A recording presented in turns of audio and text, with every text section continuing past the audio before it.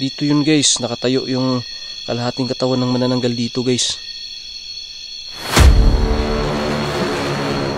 Butas-butas na dito guys.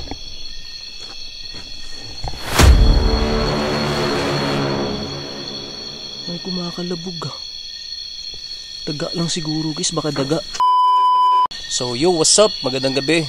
It's me again, DJ Shoots po, sa panibago nating eksplorasyon. So ngayon guys, may babalikan tayo na location which is matagal na nire-requesto ng mga viewers natin. Balikan natin yung lugar po kung saan may nakita po tayo na manananggal na naabutan po ng liwanag.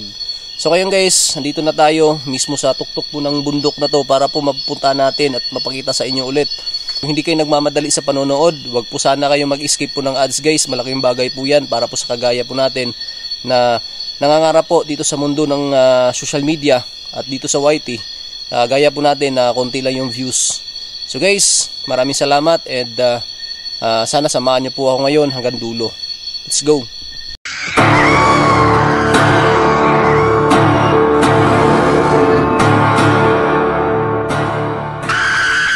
Papunta na tayo dun sa mismong pupuntahan natin ngayon na location which is yung manananggal po na nakita natin dito ng umaga. So kung nakita nyo yung previous vlog natin guys, talagang bundok tong pupuntahan ko ngayon. So actually guys, andito na ako, medyo malapit na tayo guys. So ayan na, mismo yung location guys. Yan. So dun banda sa unahan guys, andun na yung kubo. Dito na lang ako banda nag-start na mag video guys para di naman kayo mabuboring guys. So napansin ko naman sa nilalakaran ko guys, wala naman tayong kakaiba pong napansin ngayon dito. Yun lang talagang hinihingal ako guys dahil ngayon lang tayo ulit nakabalik dito sa ganitong location guys. At parang naninibago tayo. So tara, samahan nyo na ako guys.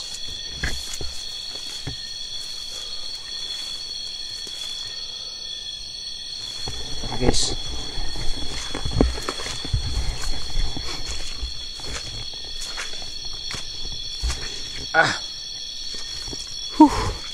dito pala yung manananggal guys na nakita natin ng maliwanag guys ha. Kung naalala nyo yung previous vlog natin.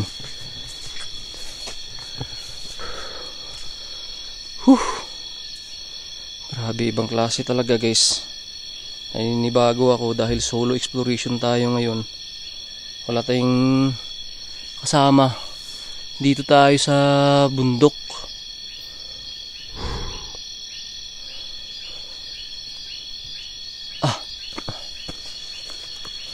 So siguro ngayon guys, mga alas 10 na ngayon. Sa tingin ko, tingnan natin tong ano ko guys.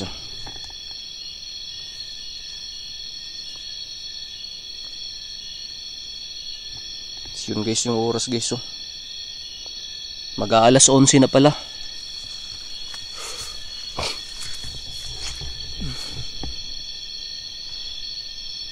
So andyan na dyan. Dyan na guys yung ano guys, yung kubo. Tara.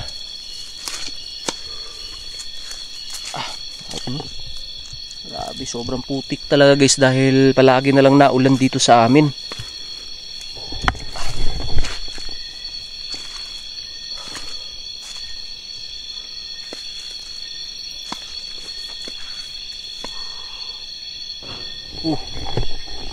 So ayun na yung kubo guys.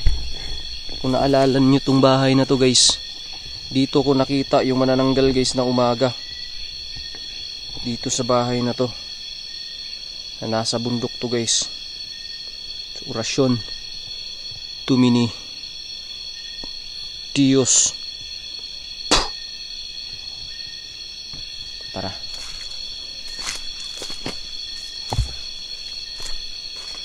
Sabi po, tao po. Baka sakali guys na may tao dito ganyan guys. Kasi medyo matagal natin tong hindi nabalikan. Baka may tumira na dito sa lugar na to. Kaya subukan nating tumawag ng tao.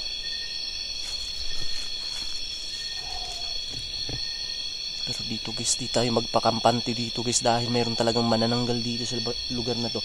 Pero ewan ko lang kung babalik pa yung manananggal dito guys dahil nakita na natin at nabulabog na natin sila dito. Pero subukan pa rin natin guys. Tao po.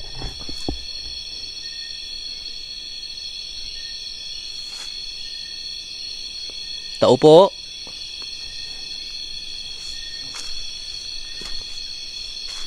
Parang walang sumasagot guys. Uy.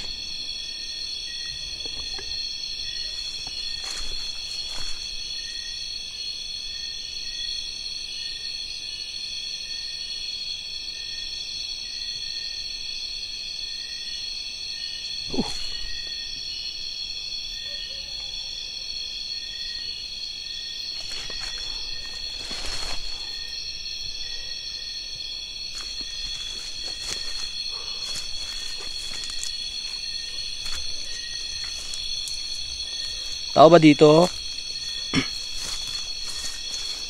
May tao dire?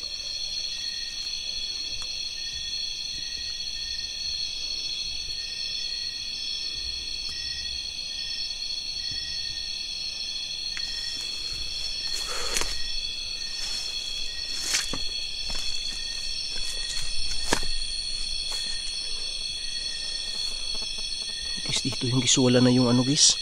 Wala na yung takip sa bintana guys. May takip kasi itong bintana na to guys eh. Nung una natin itong napuntahan eh. Nung time na nakita natin yung manananggal. Sinilip pa natin dito yun guys eh. Dito oh.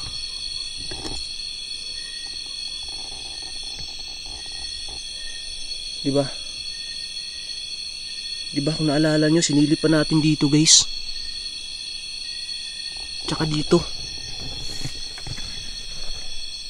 Dito banda oh.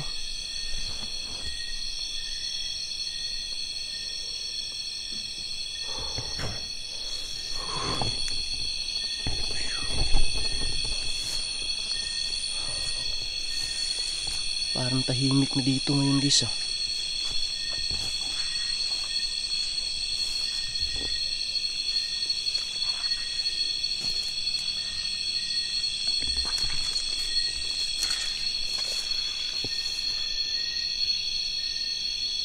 Tao po.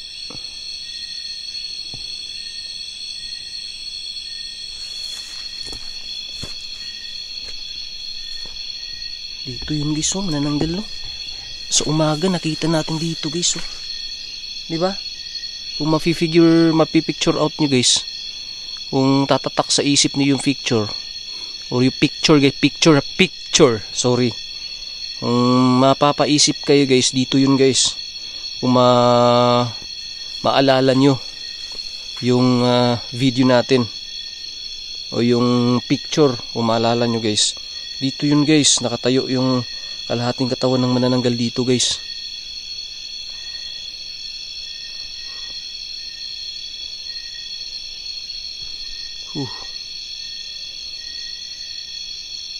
Subukan nating pasukin sa loob guys ha.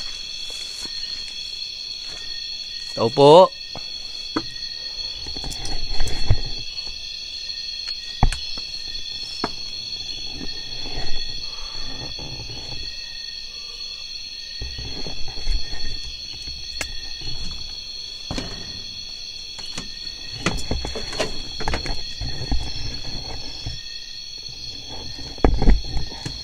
Butas-butas na pala rito guys oh.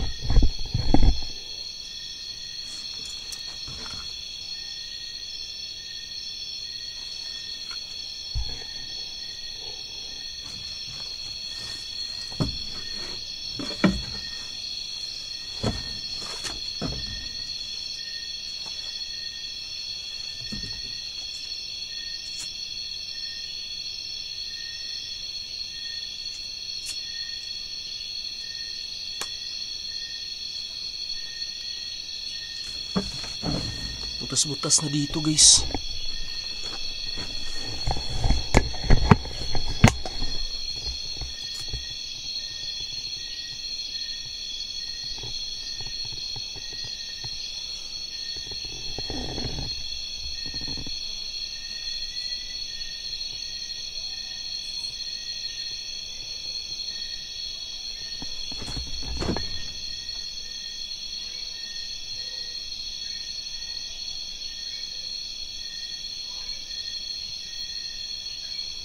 Yun o. Yung labasan guys. Ayun.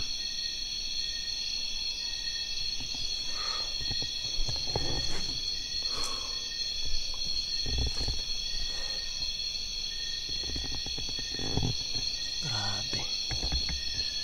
Creepy pa rin dito guys, sa totoo lang.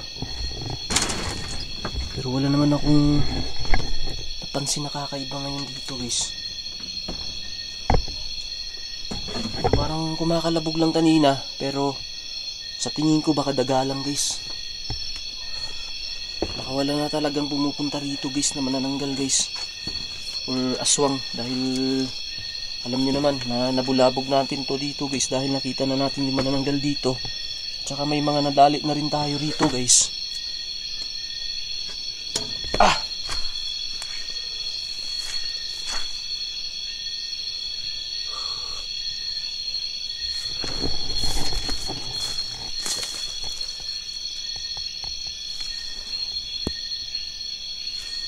So siguro guys,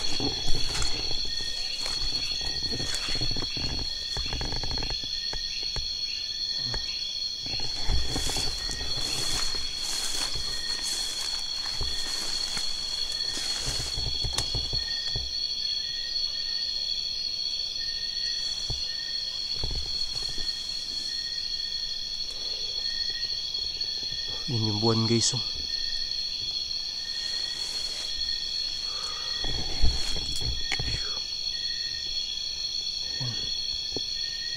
Diba? Grabe.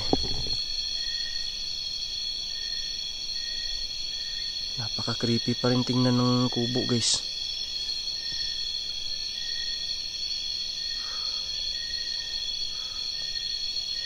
Sa totoo lang.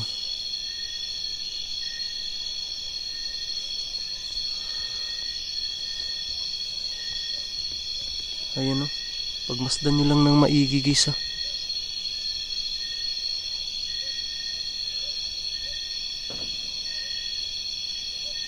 Creepy pa rin siya.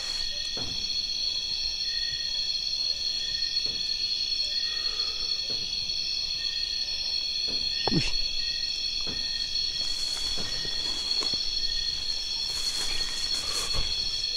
Guys, napansin ko rito guys sa salo. Parang may kumukuha ng ano dito oh. Tuba.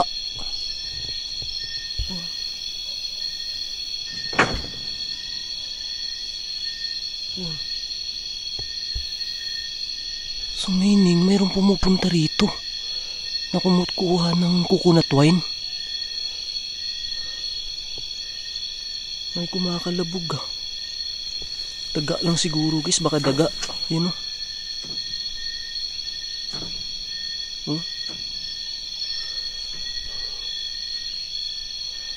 Daga lang guys, dyan tayo galing eh. Wala naman tayo nakita. Baka daga lang.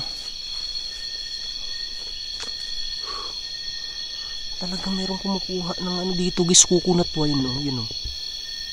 Yun, nakikita nyo guys ah. Zoom natin ah. Yun o.